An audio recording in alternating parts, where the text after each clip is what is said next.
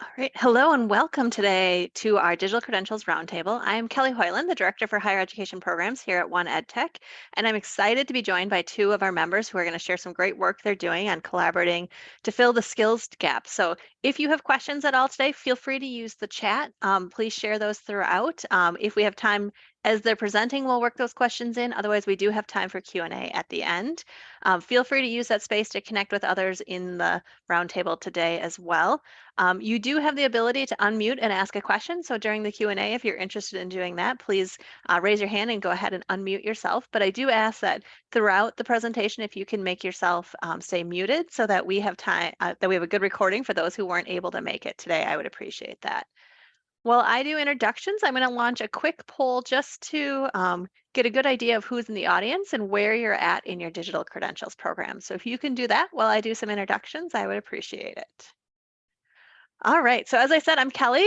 Joining me today, though, we have Sherri Braxton, who's the Senior Director for Digital Innovation at Bowdoin College, and we have Luke Dowden, the Chief Online Learning Officer and Assistant Vice Chancellor at the Alamo Colleges District. And they're really going to share how they've taken two different approaches from two different types of institutions to fill some of the skills gaps that are happening in the work that's happening at their campus.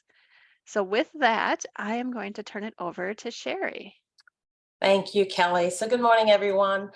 I'm going to talk today about what I've been doing at Bowdoin College for the last 2 years. Some of you who've heard me speak previously heard me speak about my previous employer, which was the University of Maryland, Baltimore County, and some work that we were doing there.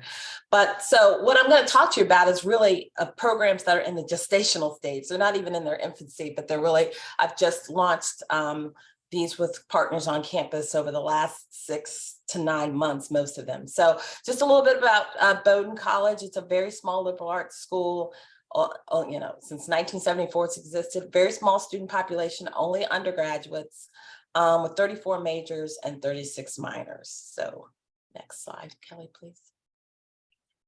So as I joined the institution, I wanted to really understand the context that I was stepping into. And so for the first 90 days, I really wanted to see where I could get started and looking at the mission of the college and the institutional goals, and then looking at how some of these ideas were being captured and examined in both curricular and co-curricular spaces, and what academic affairs was doing from the perspective of looking at direct assessment and how that mapped from course goals all the way through institutional level learning goals. So really wanted to see where things were happening, capturing these competencies, different types of competencies for learners across the institution. And as a member of IT, one of the easiest places to start is where you live. And so I wanted to look at what they were doing with their student employees, and then how they're capturing some of those competencies that students were gaining during employment. So that's kind of the frame that I began the work at Bowdoin College. Next slide, please. And so this just shows you some in blue, some of those highlighted transferable skills or career ready skills that the Bowdoin 2004 Statement on Liberal Education highlighted. And I think it's important here to recognize, liberal arts institutions want to give students a breadth and depth of knowledge across a number of areas. But there is a role in liberal arts educations to also help them to capture these career ready or transferable skills. And this liberal arts statement speaks to that. So next slide, please, Kelly.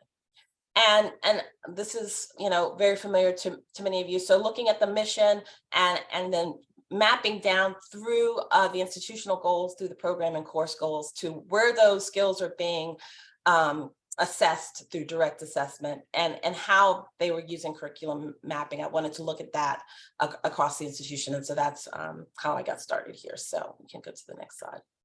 And I was happy to find that the Student Employment Office was already looking at these competencies and explain to students why they wanted to work on campus, what skills they were gaining, and defining those skills for students in a way that they could understand and then relate back to their student employment. Next slide. And so it was, I was happy to find that there were some offices that were already thinking about capturing some competencies that students were earning or gaining in their co-curricular spaces. Bowdoin has a a Social Justice Institute for Leadership. And they were ready to really start badging almost as soon as I had my first discussions with them. And so they've already badged some of those leadership skills and those activities and those competencies that students have gained through the Leadership Institute over the past year. The other thing that happened at Bowdoin during the pandemic, which kind of has driven some of this looking at where can we fill gaps for skills that students may not be getting in their courses. The Career Exploration and Development Center used to do in-person boot camps before COVID, and they wanted to continue to be able to offer students the opportunity to build some key industry-specific skills. They looked for online resources that would allow students to gain the knowledge and then be assessed on the competency levels that they achieved. And so there were two sources of content and assessment that they were able to identify.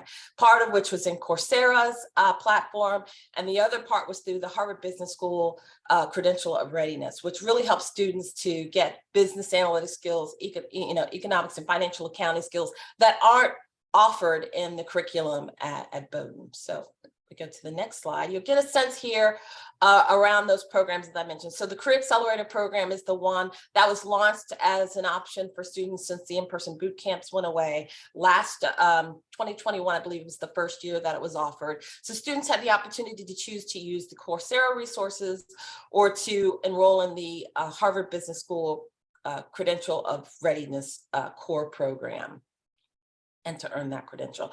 So just a brief idea of how those enrollments have gone through the Coursera engagement. You saw how small that population is at Bowdoin of students. So we're happy to see that students have been taking advantage of the resources there through the Career Exploration and Development Office. Next slide. And so this gives you a sense of just some of the skill areas that students are seeking to fill gaps on using the Coursera platform, from budgeting and lots of business topics. And just want to throw this up again so you can see some of the learner proficiency by top skills that they're looking to gain. And so it's really nice to see this, because we have lots of students who, they may have majors in English or another topic that's not a STEM topic area, and they're finding ways to fill those gaps that may be more technical using these platforms. So the next area I want to talk about is how we're using some online resources to help fill some technical skills gaps that we've recognized students have. And the story about how we recognize students have these gaps is very interesting. Again, Bowdoin, before the pandemic, was planning to launch a laptop initiative. And you can go to the next slide, Kelly. I'm going to talk about these a little bit.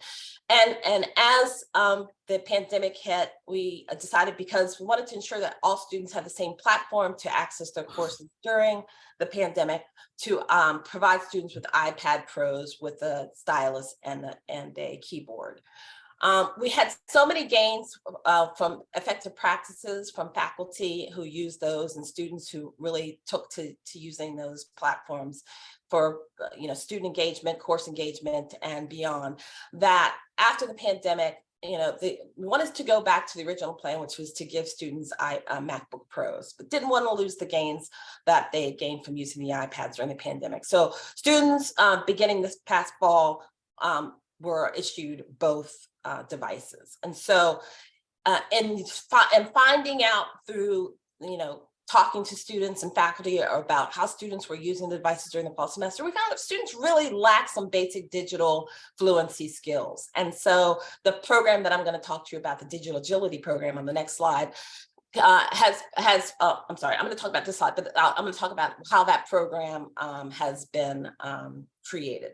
So you can go to the next slide now. Thanks, Kelly. So one of the things that Bowdoin did as I joined the institution was to join the Liberal Arts Collaborative for Innovation.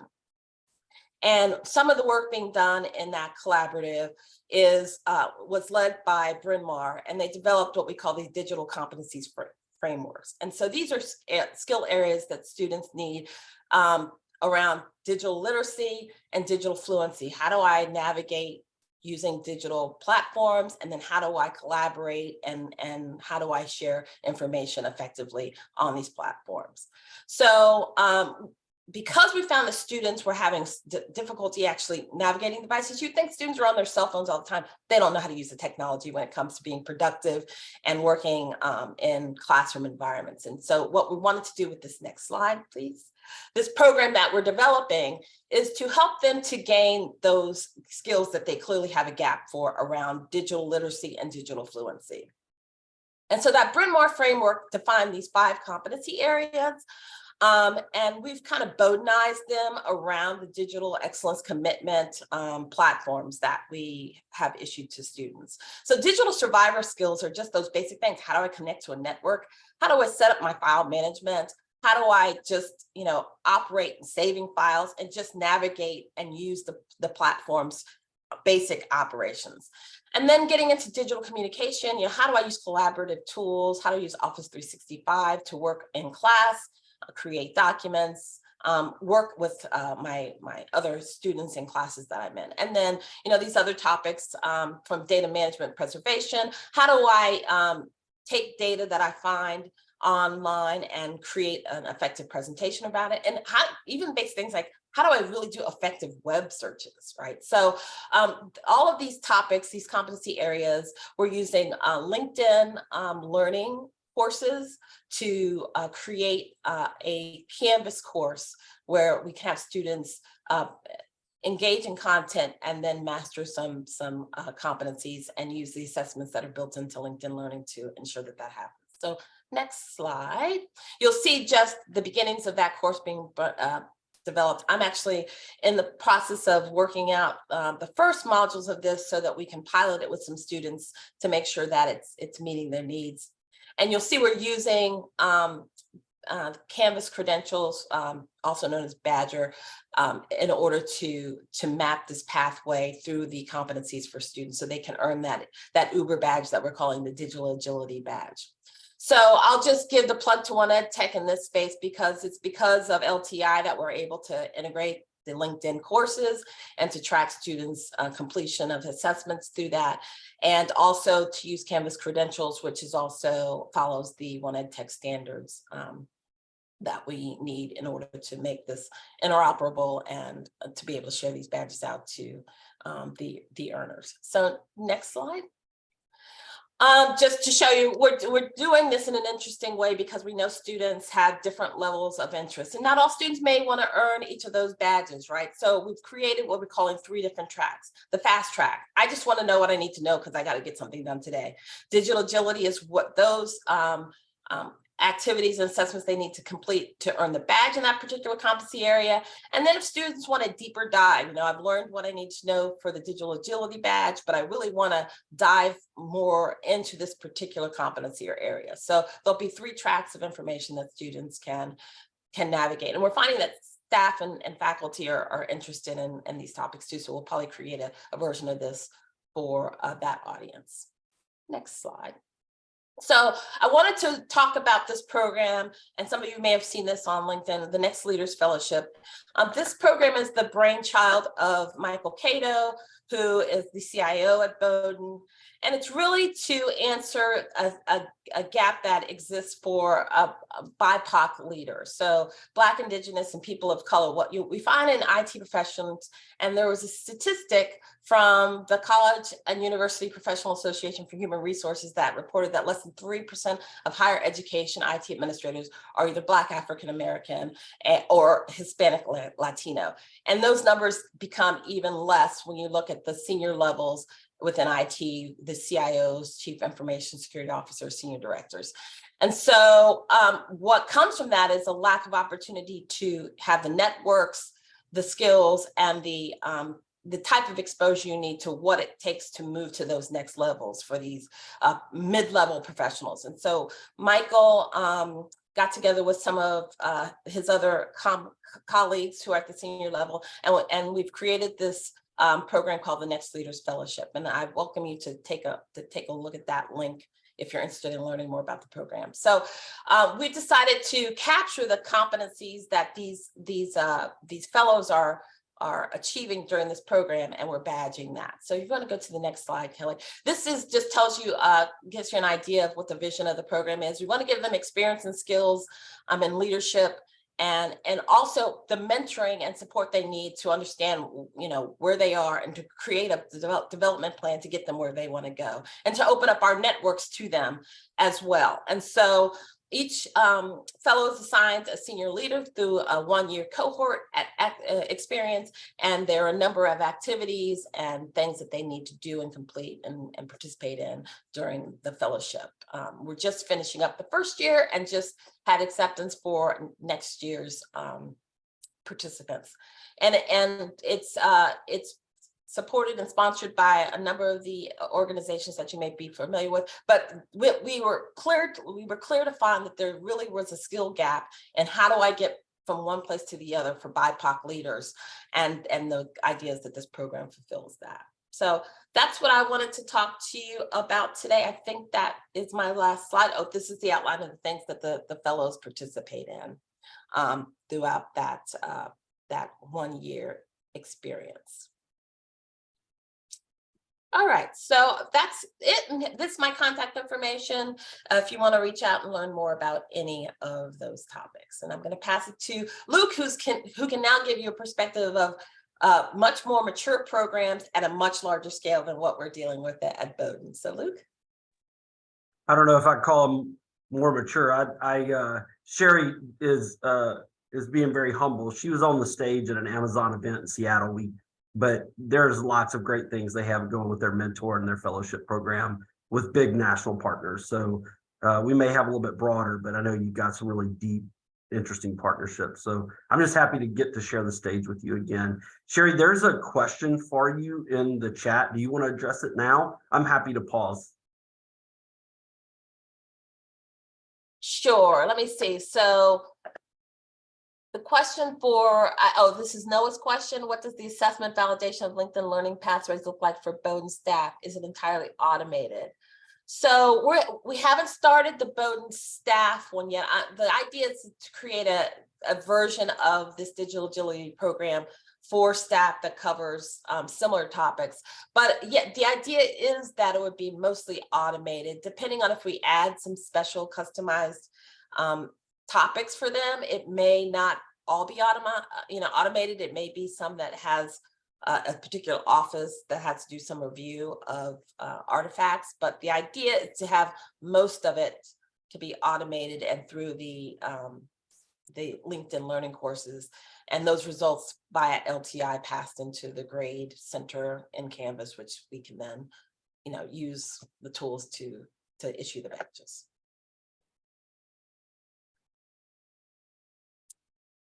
Oh, yes. So it may also, Noah, because we're working with the library, who has decided that they would like to put some topics in. So there may be some cases in which there is some review that's done, depending on how those sections get built out. But all of that is not yet completed. So I anticipate there will be at least a few possibilities for that. Thanks, Sherri. So good morning, everyone. Just a fair warning. I'm going to flip between what you see on the screen with some strategic, right? Because I know some of you on the call, and hoping to add many more of you to my network because I really am a connector, and I like to connect people and help you as I can. I very personally think that skills-based hiring is great, but if we don't prepare our learners, and I'm using that term very broadly, for that market, they'll be locked out. They won't be able to fully participate. We want to achieve our goals of diversity and equity. And so I definitely, and I've been championing this, and Sherri's heard me say this before, I think that our work is very much connected to our diversity equity work. It's very integrated in that. So while I'm next slide, Kelly.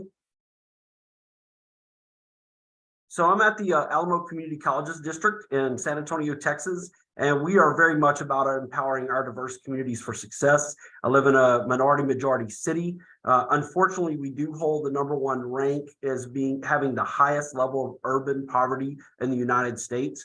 People don't realize this when they visit San Antonio because our airport's a little smaller and we're very spread out. We are the 7th largest city in the United States.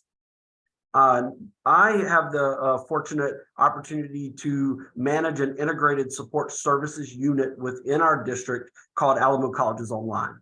And we're very much about building capacity at each of our colleges. So I have 5 independently accredited community colleges. They're all Hispanic serving institutions, and 1 is a historically Black college. And so those are our 5 colleges. You can see Bexar County is where we reside, and this is our service area. And you can see Bexar County is quite large, and that's where San Antonio is located. But we also have 8 regional and neighborhood centers and 16 early college high schools. So we're a big place doing a lot of things and educating people at all stages of their lives.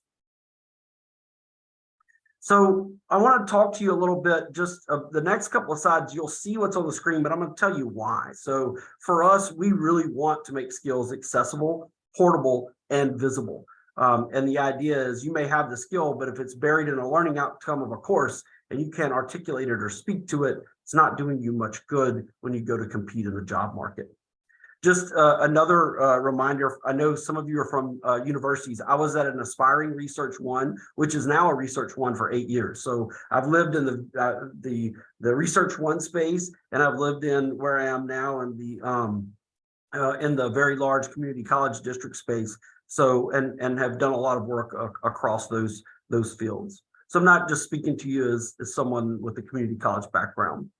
Although I very much value that experience and love the time here. Whatever you do, you may have done this already, but if you haven't, define what you're talking about for your audience. So for us, this is how we define micro-credentials. Digital badges for us are just the visibility component.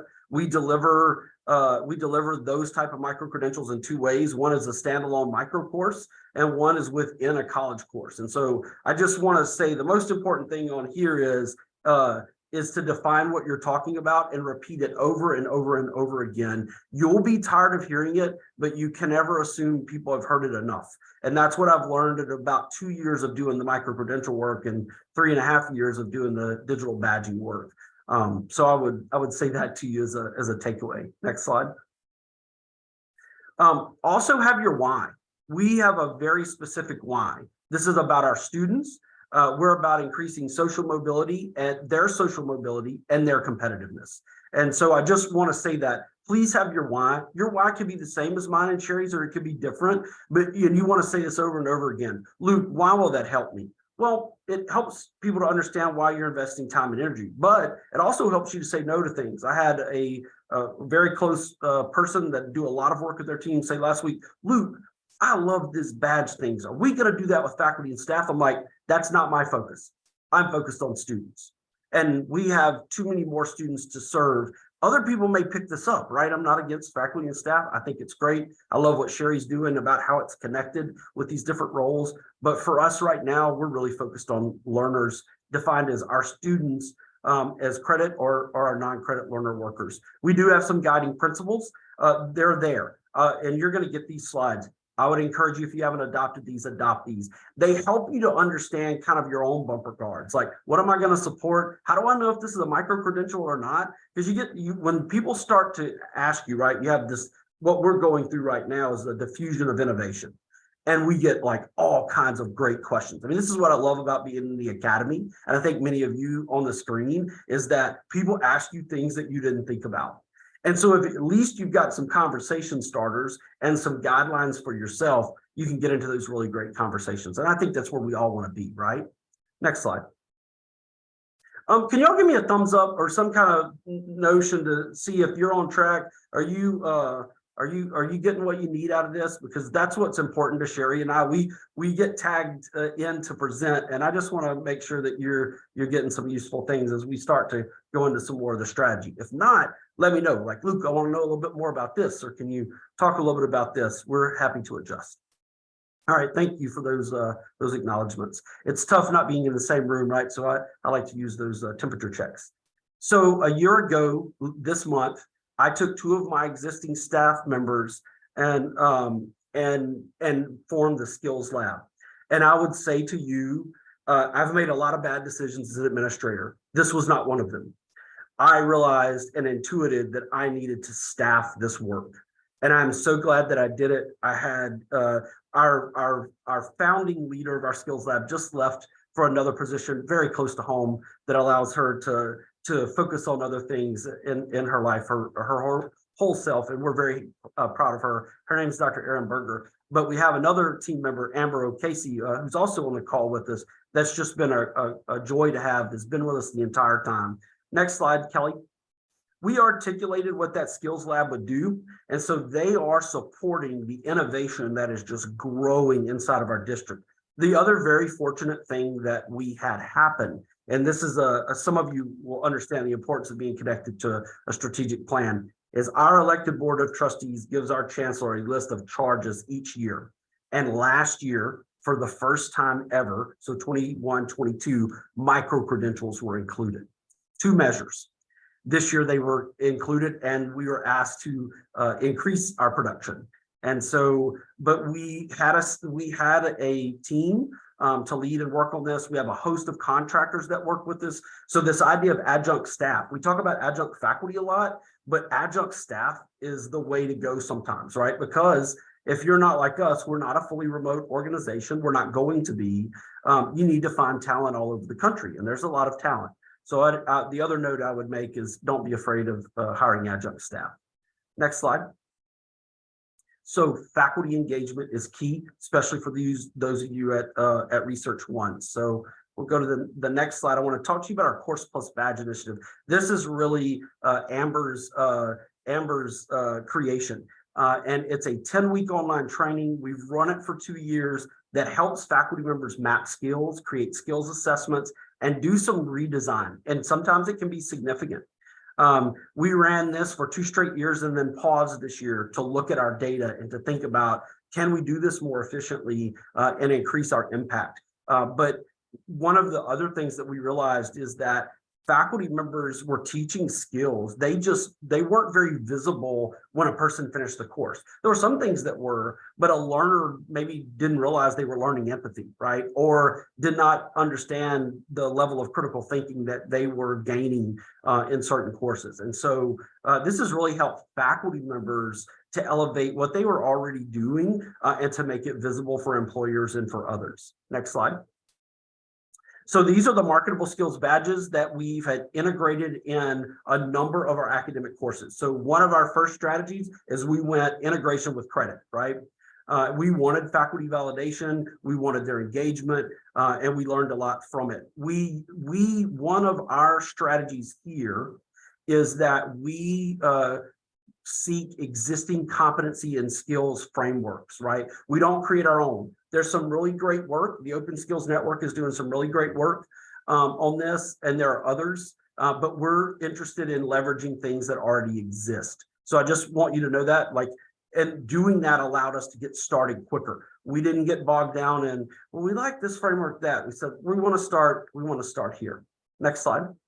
Before we go on, there's a quick question about, with your embedded credentials, how do course faculty become affiliates or access points for those embedded credentials? So what's that process look like? So the Course Plus badge is, they actually get, if you go to the slide before, they get a credential as a badge specialist, and badge specialists are the ones that are integrating. So we tied training to it that provision the badge awarding module, which is a self-made module customized just for faculty. It's one of the gifts that we give to them to make this a little bit easier. So there's some tech support in the background. We've run 6 cohorts. We have 139 faculty, and 83% of our completers are very confident, in replicating these in their other courses. So that's just some high-level data we're really proud of, and we think that we have more to learn. Next slide. This is our impact in terms of students. I will tell you that this is very time-intensive data to collect. One of the things we've advocated to our badging partner, which is Canvas Credentials, and we encourage you to do the same if you're a Canvas school, it's baked in the free version, not the paid version, is earner rate, making earner rate easier to calculate. What does this tell us at a high level? That we're not into digital stickering. That's not what we're interested in doing. A student does have to demonstrate some competency proficiency. And so we know that students need lots of opportunities to demonstrate a skill. So it tells us 2 things is what we really think, and I'm not discouraged by this data. It encourages me and says, we need even more opportunities. Right now, y'all, we have about 100 sections a semester that integrate a course into a badge. So it's not as big as we would like it, and still more work to do. Next slide. We also have partnered with Coursera, as Sherri showed in some of her slides. The biggest impact we've had is with our Grow with Google. So Google has provided and engaged lots of community colleges in lots of different ways in their 6 professional certificates. We took our allocation of those licenses, and Google was very generous. And we've given those to all of our students. So we have about 68,000 students at our 5 colleges credit. And we said, hey, you can co-learn, you can take this with your credit.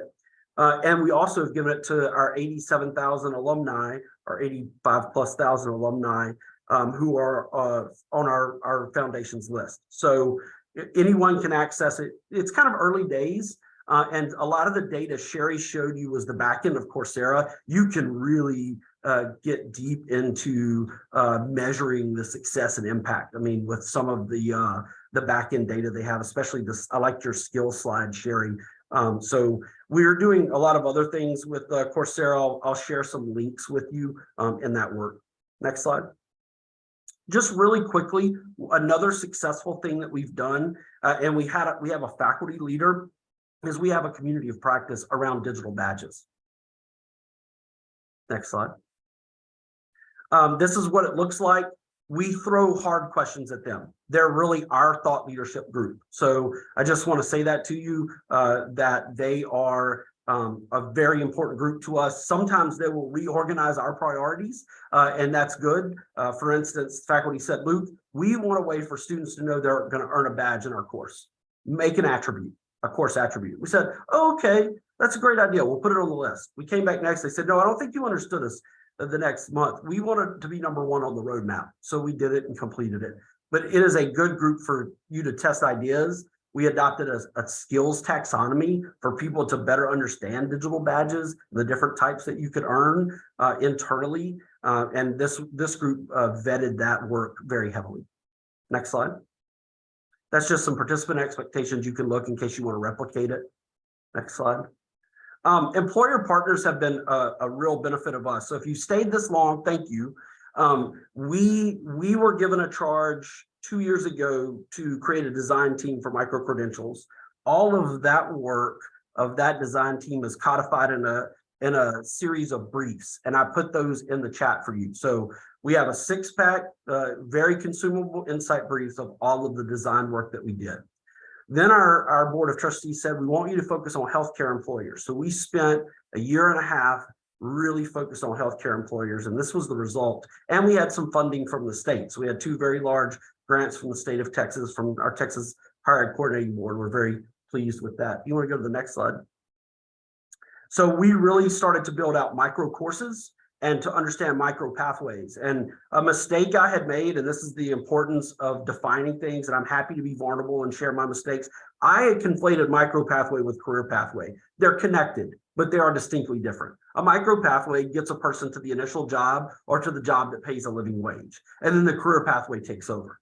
What we learned is this is not only not visible for someone trying to determine what careers are available for me in nursing and allied health, right? Everyone knows nursing, but in allied health, but they're not visible for employees working inside of hospital systems, right? So when we talked about visibility earlier, any work you do to make pathways visible is noble work. It's needed work. It's connected to diversity and equity. It's not set aside and apart. It's not just career services job, right? So I just want to say this to you, like in this work, we realized the lack of visibility and this deep impact on achieving even hiring goals and achieving diversity, equity, and within different teams. So next slide. This is everything that we did on our healthcare micro pathways. I will not bore you with that. We did some fun stuff, right? We had a chief nursing officer tell us, I will guarantee 300 interviews if you have people that will complete a healthcare badge, basically a healthcare career management badge. So we tested that out. And so we've had some interesting opportunities that have shown up at our door by engaging employers. The other takeaway is employers have got to be engaged in this work. They cannot be passive bystanders, and I would not advise you to create something in which you've not vetted by them. It will save you time, money, and a false start, or creating expectations when the enrollment doesn't materialize. And I would say that to all of you. You may know all this, but it's a good reminder when you get into this work. And we're almost done, y'all. One more slide, a couple more here, but I want to give you the gold stuff because you stayed at the end. We created 15 new micro courses that are contextualized to healthcare, 4 new CE courses that we seeded the funding, and they kept them going beyond the grant. So if you are we all depend on external funding, and it's so important to be able to say we sustained this work because of the way we designed it. Things like sterile processing and mental health first aid are things that are continuing past the grant. And we created 5 micro pathways. So if a person starts here, and we did a lot of persona work. So one of those 6-pack items is around personas. If Ariana, which is one of our personas, is a store cashier, and we want to get her into a nursing pathway, what's the way to do that? And the last slide is just a look at those digital badges. We worked with 2 of our colleges. Sherri mentioned this about piloting. Sherri, that's such a great point. We piloted healthcare critical thinking and empathetic patient care with 2 of our colleges. And another great thing happened, and this is the reason you need to be prepared for the diffusion of innovation when you're successful, is they said, Luke, these are so important. We want all of our students in our nursing and allied health programs to do these. And we said, oh, really? And then they came back a couple months later and said, hey, remember we told you we wanted this? Now we want it at the beginning of February. So will you produce this? We're going to put 200 students in the first 8 weeks and another 200 students in the next 8 weeks, because this is how important we think this is for our students to go out and to compete. And that was completely unexpected, right? We were piloting it as a part of good design. And then someone says, oh my goodness, they really like what's being done and they want to integrate it. So I'll stop there. I know there's a lot of information we put out to you. This is not everything we're doing. So I would just say that, like, we are doing a lot of other things. We're training some people in another state that work for Goodwill. And we're testing out some other ideas with a City of San Antonio funded program called Ready to Work. And so there's just lots of ways we're hoping to attract and support people. And I hope what I did was show you some programmatic, but talked about the strategy leadership components as well. And I know there was a comment, Joanna, this has all been extremely helpful with conceptualizing. Oh, good. I'm so glad, because, part of this, right, is that we all want to have positive starts. And one of my presidents says to me all the time, no false starts, Luke. Run all the traps, ask all the tough questions so that you can have a successful start for our learners. And I would just leave you with that and invite you to connect with me on LinkedIn. And if you've got questions, I know that Sherri and I are anxious and excited to talk a little more. All right, Kelly, I think we hit the mark with time, and there's some bonus material. Yeah. I'll include those slides too. We do have a question that came in about, once the students have earned the micro-credential or badge, how are they sharing it with future employers on LinkedIn, other places, which is great conversation. So what do you have for us? Luke, do you want to start? Yeah, I would just say this, it's been, we can track that data in Canvas credentials. So I wouldn't say that we look at it all the time, but when we do, we can see learners sharing it on LinkedIn. We'd really like to test out a digital wallet. That's really where we want to go. We worked with a consultant as a part of that grant work. I feel like we have a shovel-ready project, but it's time. And I'll be honest with you, we're putting our energy on getting the micro courses in front of everyone we can. That, again, that focus on learners, and some of the innovation we feel like will follow. But we think there's a few places right now, LinkedIn, Twitter, is where we're seeing it being shared. Sherri, I know you may have some different results.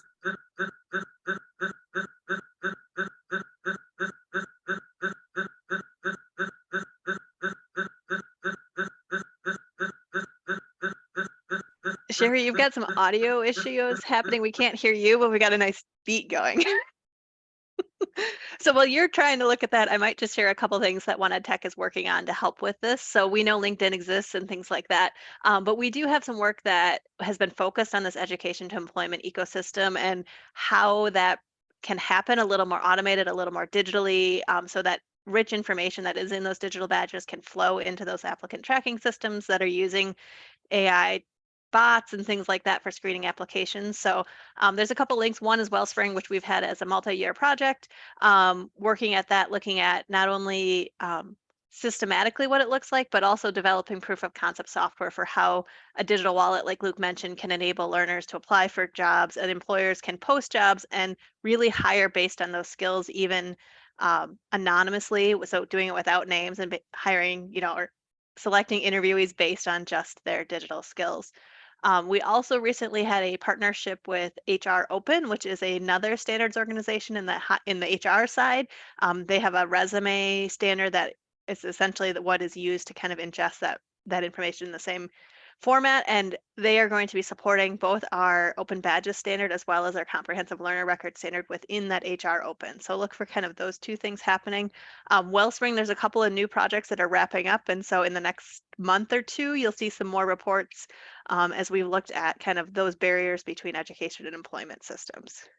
I don't know, Sherri, do you want to try again? No? Okay. If you've got anything to add, you can put it. Is it still doing it? No, you're good now. You're good. Okay. I was like, I could do it, but I'm afraid. So all I was saying is that, I've seen others also share their badges and their email signatures and online resumes and things like that. So it just really depends on, who they're trying to reach. Yeah, that's perfect. I did hear, not on the learner side, but on the staff side, when their staff started to add their badges to their email signatures, there was this kind of buzz about, hey, how did you get that badge? What did you do for that? So there was this kind of grassroots promotion happening. So Go ahead. there's a question in the chat. I don't know, Sherri, if you want to address it. I don't mind to say something. I think Sasha, the micro course concept is trying to consider that, right? So they're not more than 15 hours. A person could finish it in one setting if they wanted, right? And it's an estimate, because that's been the other part that has been hard is how long is it actually taking people? So we're trying to get better at the estimates of those, but also when we're developing those micro courses, being mindful of what is the most consumable unit of learning we can create, right? So very much a competency-based feel is for those of you that are doing CBE. Sherri, did you have a take on that question? No, I don't. I think that was good, Luke.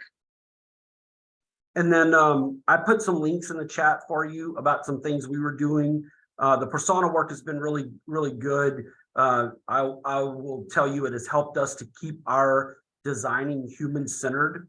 The other work I would tell you to tune into is Credential As You Go has got this great format and questionnaire. I put it on LinkedIn this weekend, engaged some of you on the call, and that there's a number of really good questions, Kelly, for people regardless of where they're at, right? If they're in flight like Sherri and I, or they're just starting out, that's a good guide. The other is, I said this last week, and I'm just on this soapbox, so I have to get this in, Kelly, because it's recorded. We're all in stable positions, or I hope that you are, right? In a stable job, you know where your meal is, you have transportation, and you have a roof over your head. But a lot of our learners are not in a stable position. So the work of the United Way around ALICE, so asset limited, income constrained, just the personas will help you center your work around humans and people and designing for those we hope to serve most. And I would not forget the people when we're thinking about the processes and the rules and the procedures and all of that. So I'll leave you with that. I think that's a great point. Much even to Sasha's question earlier about how do you make time, how do you create time for people who are already busy and have full lives with work and family and other commitments. So the idea of the competency-based short term, that's where these kinds of programs can really help. Other questions? Anybody want to unmute and ask their question? If you do, feel free to raise your hand or just unmute right now. I will just put a plug in. Both Sherri and Luke will be at our Digital Credential Summit coming up at the end of February in Dallas. So registration is still open if you're interested in joining us there. I think, Luke, you're even bringing one of your employer partners with for your panel. So if you want to hear firsthand from an employer, that will be one of many who are there. Also, we'll have our next Digital Credentials Roundtable in March. So we'll be skipping February because of our Digital Credential Summit. So if you're interested in continuing to attend these series, we'll have the next one in March and we'll have details posted shortly. Any other questions before we wrap for the day? Kelly, for people who aren't members of the ILN, maybe this is a good time to plug that if they're not regularly attend and they want to become members. Yeah, so if you are a One EdTech member or you would like to be in the future, Sherri's referencing, we have an innovation leadership network dedicated to digital credentials. So we meet every other month and really tackle conversations that are all around the strategy and barriers that are people experiencing these programs, both early stages and late stages. Currently, we're looking at kind of what are the systems that you need to have in place in the tech world and how those can automate processes so that you can scale your programs as needed, both in the micro-credential side as well as the learning and employment record. So doing some of that kind of work. We've also shared kind of best practices considerations as you launch a program. Who are the other collaborators at your institution you need to make sure you're involved with? So Sherri's one of my co-chairs there, so I really appreciate her leadership in that work. All right, if not, anything else, thank you very much today and hope you have a great rest of your week. Thanks, Kelly. Thank you. Thanks, Kelly. Thanks, Luke.